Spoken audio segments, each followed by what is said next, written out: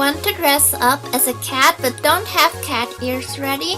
No problem, here's how to do them yourself with stuff you've already got in your pencil case. First, get one sheet of A4 size paper. Fold the long side in half, and then once again. Starting from the closed side of the sheet, draw a cat ear. Cut the shape out. Grab some decorative or washi tape and wrap it around the cat ears.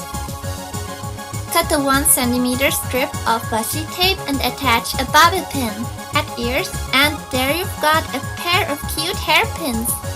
Now on to the hairstyle. First of all, separate your bangs. Then tie a pair of high twin tails. Try to keep them tight.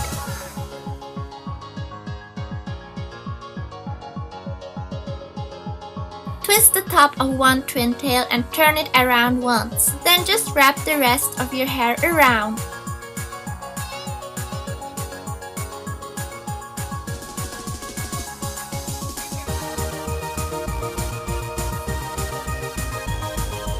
Finally, pin on your cat ears, fluff your buns up, and you're all ready to meow! Good luck and lots of fun!